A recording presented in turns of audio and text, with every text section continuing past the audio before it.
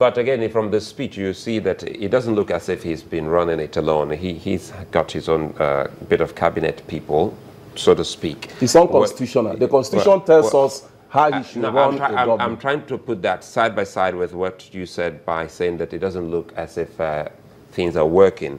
And he did say on power, for instance, electricity, when Chamberlain was asking, because you said what we read in the papers or what we see in the news, and some other Nigerians would want to ask, Mr. Sigurzo, haven't you felt some relative? Let me give you two reasons why I'm coming because he mentioned power, and he also talked about kerosene specifically. Then he mentioned petrol, so he had to separate them from these fuel products. He's saying kerosene is now available. I don't know if the, and he was also talking about petrol. Speechwriter uses kerosene. If you pass most filling stations, you still see people queuing there. It's still there. And the consequence of that is people will use more wood and we then have problems with our forests. I don't know about that though, because we did, hold on, we did a report on kerosene and we went to town. So this is China speaking, and we saw that a particular petrol station had started selling. Where was that? In Lagos? For 50 naira. In Lagos, here. We don't all live in Lagos. Nigeria is more than Lagos, Port Harcourt, and Abuja, which is what we tend to. But time was when even in this Lagos, you could only get to buy at NNPC mega station. But that doesn't then mean if you have supply in Lagos, it means other people have supply. But at least it's an improvement if other stations are having in Lagos. Okay, there's an improvement. The issue of power. The issue of power. Industries are not working. A typical industry that is working could use more power than the whole of this place. So what power are we talking? We are even in rainy season. How many people are switching on their ACs and so on as they would? So if there are improvements, we see subsequently. But why take such credit for it? Let me read what he said. Is it what we've done in 3 months? No, look at it from this perspective, this context. It says on power, government officials have held a series of long sessions over several weeks about the best way to improve the nation's power supply in the safest and most cost-effective way. In the meantime, improvement in the power supply is moderately encouraging. What are these meetings? Those meetings that are coming up and say you pay more for power that you don't have. People are discussing metering forever. Those are the details you cannot do as president. There must be somebody in charge who can hold. I'm not going to hold him for power. Give us the minister of power. Then we know how to talk with him. Why wouldn't you hold him for power? He ran and he campaigned. He's overseeing so many things. Exactly. No, he's overseeing so many things. Didn't he promise but that specifically, there should be people you hold responsible for those things. That's the way it works. And if we had them in the last 3 months... Did you vote for those people or you voted for him? Who? The president.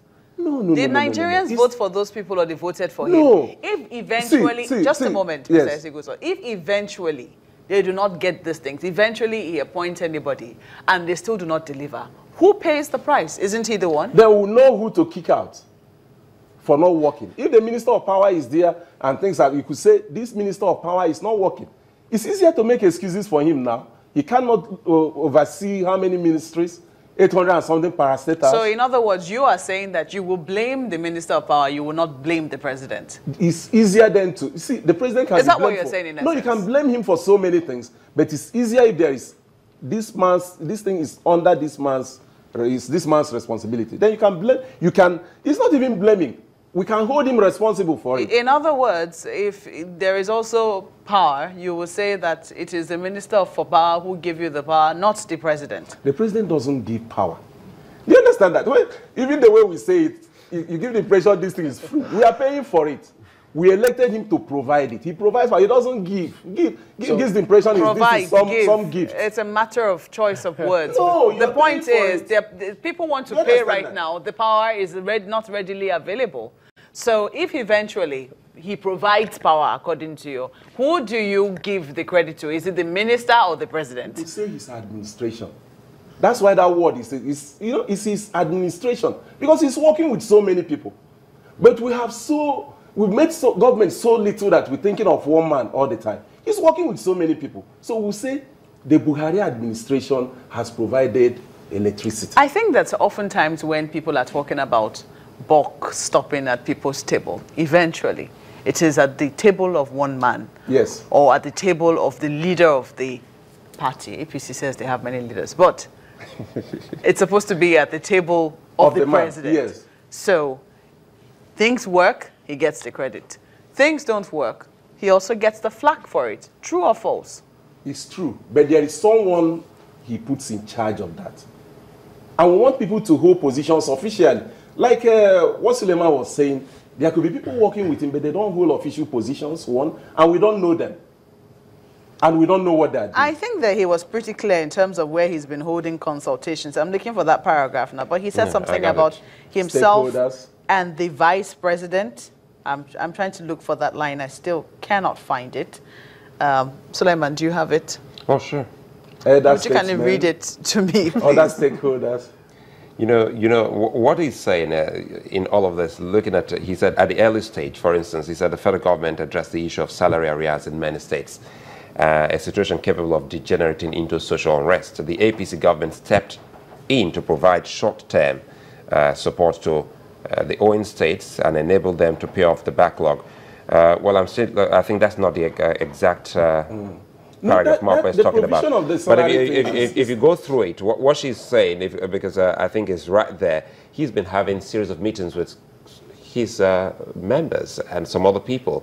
And looking at what Chamberlain also read out to us, talking about the meetings that he's had with officials, don't forget we also have the permanent secretaries in all of these ministries, and they've been working. Perhaps that was why he said, well, ministers don't do too much, or as the headlines have said, that they're noisemakers. No. I agree with you, but I told you, these are civil servants. Who do all the work? No. They're the servants. They do. You see, you have a political party, it has a program. And it's through this office of ministers and people so appointed that you execute your plan. It's not civil servants. No, but how do you understand that? It's not the civil servants. Just a moment, I'm not getting it here. How much? What do they do? Sorry, Mark, because you have to provide direction. I thought the policy, that's it. The policies and programs of government is being executed by the civil service. Where are those policies? Where are the policies? When you finally have your minister of power, that's when you see those policies being executed, or you know what those policies are. Who will investors be meeting with? The president is so proud of the trips he has made. You don't have a foreign minister. You don't have a minister of finance. You don't have a minister for investment. You made these trips. You meet with business people. Who are they talking to? But remember, he also said order is more vital than speed. There are some things you have to do with speed. If you have an emergency, you don't look for order. You treat it as an emergency. And with all the promises we got through the campaign, it will still be done in order. But maybe in an emergency, quicker. you overlook a couple of things to restore order. If you have emergency, you restore order. The change campaign gave us the impression that we had an emergency. Are you going to be disorderly if you have an emergency? There's always a procedure, and that's the order. What is the procedure for dealing with otherwise we end up creating another logjam. You see what has happened is people have made so, and I pity the president for this. People are making so many excuses for him that he might not do as well as he could do. So he needs to be criticized. He needs to be put on his toes. And let me tell you, he has virtually thrown away these 3 months and the goodwill that came with it. People are wondering what happened.